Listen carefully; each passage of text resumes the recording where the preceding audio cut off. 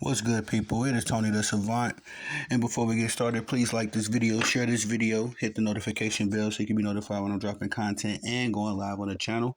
If you have not already, please join the family here and subscribe to the channel as I drop content daily, go live daily, stay very busy on the platform. And last but not least, my absolute favorite part, please leave your thoughts and opinions in the comment section as I'm always interested and intrigued to know what you all got to say about these topics. And ladies and gentlemen, let's get to the work.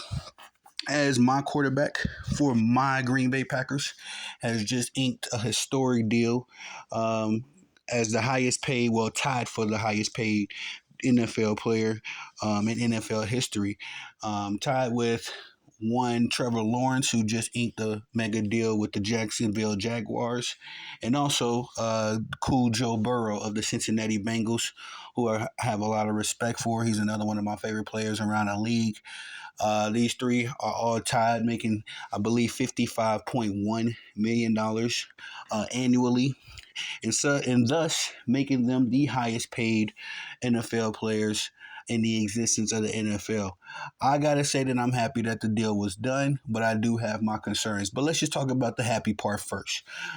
Jordan Love is our for my Green Bay Packers is our officially third consecutive franchise quarterback. It is very good to say that because finding good quarterbacks, elite quarterbacks, is like finding a needle in a haystack. And in today's media, with so many hype jobs, so many dudes, looking good in college or in another, realm outside of the the professional level. It's easy to get caught up in and like I said, the hype, with some of these guys. How many NFL quarterbacks have we seen come and go after being, promoted as the next big thing? Jordan Love was not promoted as such. In fact, he was kind of under the radar. He followed after Aaron Rodgers a lot, in a sense of sitting behind a franchise quarterback, a historically great quarterback for 3 years before he took the reins. And so I am happy to see that Jordan Love has been paid, and we will have him for the foreseeable future. Uh, his game versus the Dallas Mavericks, the Dallas Cowboys, was just it was special. Something to see for sure. As the young man took the youngest NFL team in the league right now into the house of the number one seed Dallas Cowboys, a team, mind you, that had not lost a game all season. Excuse me, had not lost a home game all season last year. Went into I forget what they call it, AT&T Stadium, I think. I forget what the Dallas Cowboys Stadium is called, but we went into Arlington and got the job done as a 7 seed. I was super proud of my team, very proud of Jordan Love as he played almost perfectly. I think he was like 16 to 21 for about 300 yards and three touchdowns. Played as close to perfect as you absolutely can. And then it was that game against the 49ers where, he had the blunder at the end of the game. I believe he threw a pick, and that kind of sealed the game at that point. But I always looked at that as an opportunity for Jordan Love to learn. Of course, it hurt at the moment being a Packers man and watching my team lose. I took that as a learning moment, for a young quarterback of Jordan Love status. Again, this was his first. Well, not last season was his first season as the full-time starter with Green Bay. Before then, he had only had one start and was able to have little moments here and there behind Aaron Rodgers. But last season, I was very impressed. The first half of the season, I say first 8-9 games, there was some concerns for sure, as Jordan Love did not really look like what we expected him to be.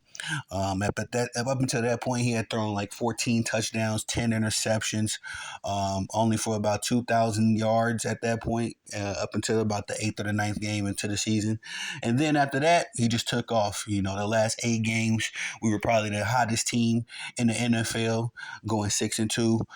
Jordan Love threw 18 touchdowns, one interception. So just really clean it up at the latter part of the season, and then of course, like I say, goes into the postseason with all that momentum and beat the league's best team at least on paper at home in their building. So it was something to see. And again, I'm glad that we was able to ink this deal as it was reported. I made a video actually talking about Jordan Love having a bit of a hold in, as far as he wasn't practicing with the team and doing any activities, but he was still showing up to the facility, still chopping it up with the team, still doing the mental aspects of the game with the coaches and all that good stuff. He had just elected to not practice any longer until his contract extension was done. So, all that being said, I'm super happy that the Green Bay Packers were able to get this deal done. Again, it's for 4 years, $220 million. I'm not sure if I even said that. A 4 year deal, a 4 year extension, $220 million on the books. And this is all coming, may I say this well, a bit of a caveat, all coming because Jordan Love bet on himself last season. The Green Bay Packers did pick up his fifth year option. He would have made 13.5, but he had such a he would have been making 13.5 this season. Let me say that. But he had such a phenomenal last season that he was able to again get this big deal, and it was all because he bet on himself as a young quarterback. So I'm very impressed with Jordan Love. I'm very happy to the state that my Green Bay Packers are in. I will say this though, my concerns come in as well as I have stated before, that once you pay a quarterback in the NFL, man, and you pay him this mega money, albeit it's deserved. I'm never going to talk. I'm never going to be one of those guys that say these guys don't deserve their money, as they put their bodies, their lives on the line, day in, day out. We only see the games, but these dudes are practicing, doing all kinds of stuff outside of the actual game that has to get them prepared for the actual game. My only concern is that when you pay these guys, it's very difficult to fill out the rest of the roster respectfully, and I witnessed this firsthand in the Aaron Rodgers era, as we were unable to pay, Devontae Adams the kind of money he wanted to pay. Well, let me say this: the kind of money he deserved. Devontae Adams has been one of the elite wide receivers in the league for at least 5-6 years now, and he deserved that big money, just like the Justin Jeffersons, just like the Tyreek Hills. Um, well, we were unable to pay him because we were paying Aaron Rodgers all that money, and so he pretty much walked for nothing to the Las Vegas Raiders.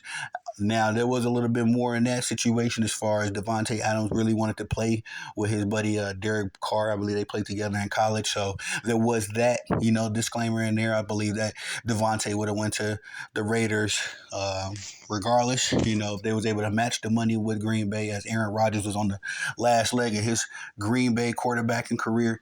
But all that being said, again, I think it's going to be adventurous. I don't want to sound doom and gloom, but it's going to be something to see how we fill out the rest of this roster. We did just extend Kenny Clark, our defensive tackle, our outstanding defensive tackle, with a 3 year, $64 million deal. So that gives a little peace of mind on the defensive end. Also, just got a new defensive coordinator, so I'm hoping that his philosophy brings a new culture to the Green Bay, to the frozen tundra.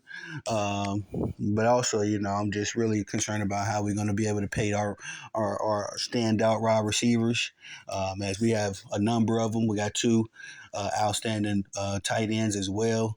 And as well, we got Josh Jacobs in the backfield, Corey Dillon. We got some nice running backs. So I just want to be able to fill out the rest of this team, as a lot of people forget that Aaron Rodgers, before he became Aaron Rodgers, that's when he won the Super Bowl. All right. When Aaron Rodgers when we won the Super Bowl, the Packers won in 2010, Aaron Rodgers was still on his rookie contract, believe it or not. So, Aaron got his Super Bowl ring and then got his money.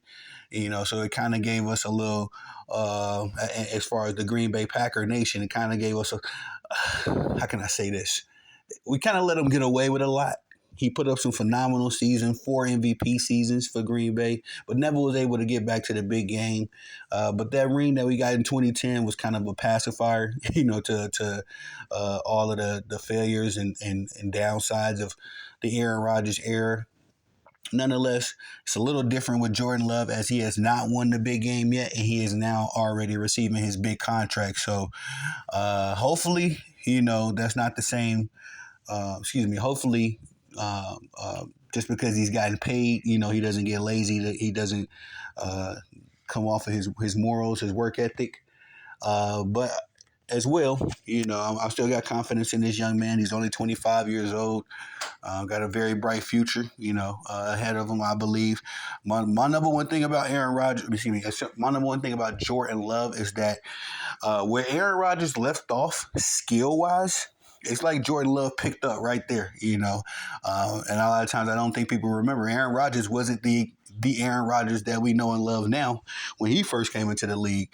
As far as his throwing motion, his play style, I would liken Aaron Rodgers to more. Now, this I don't want to sound disrespectful when I say this, but he was more like a Derek Carr, kind of a guy, except he had the instincts, he had the work ethic. And then again, he got the Super Bowl ring and then he got his money. So I take nothing from Aaron Rodgers. I'm just complimenting how he was able to evolve and become one of the best quarterbacks in the league when that wasn't his trajectory. It wasn't always his trajectory, let me say that. So Aaron Rodgers put in the work, and like I said, exactly where he left off, I feel like Jordan Love is picking up, as Jordan Love has made a number of throws that have just wowed me. He's made some phenomenal throws, getting the ball through some tight windows. Just his throwing motion alone, you can tell that he's worked very closely with Aaron. So all the confidence in the world in this young man. Just hoping that the money don't make him complacent, and that we, as far as the Packers organization goes, we are able to fill out the rest of this roster with some Super Bowl ready talent.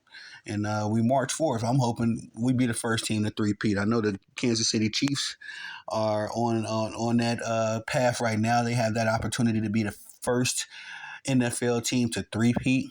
But somehow, some way, I will let us see that go down in the Jordan Love era, and I'm speaking completely from a place of bias. As y'all know, I'm a Packers man through and through. I bleed green and gold for sure. But again, Jordan Love signs a 4-year, $220 million deal. Excuse me, an NFL historic contract. Again, tying him with Joe Burrow and Trevor Lawrence as the 3 highest paid NFL players in NFL history. So I just realized none of these dudes got a Super Bowl neither. That's crazy. None of these dudes got a Super Bowl ring. The highest paid players in the NFL, as of the recording of this video, none of them have won a Super Bowl ring. It just goes to show you the times we living in. But congratulations to them brothers, man. Regardless, go Pack, go. I am Tony the Savant. That's all I got for y'all on this video. Please like this video, share this video, hit the notification bell so you can be notified when I'm dropping content and going live on the channel. As well, if you haven't already joined the fam, please do now and subscribe as I drop content daily, go live daily. And last but not least, my favorite part, it's hearing and listening and reading to you all's thoughts and opinions in the comment section. Do forgive me again. I've had some people get on to me. I don't exactly get to every comment, ladies and gentlemen, because y'all, some people be having some very interesting topics. Of course, we got to address the trolls. Trolls be coming out of nowhere, just, harassing people in the comment section. But I do my due diligence. If I'm not able to get to your comment right then and there when you dropped it, I take a nice 2-3 hours in the evening before I lay my head down to sleep, and I exchange some dialogue with folks in that comment section. So definitely leave your thoughts and opinions down there. If I don't get to you right then and now, we'll definitely have a conversation later. And that's all I got for y'all, man, on this one. I am Tony the Savant. Peace.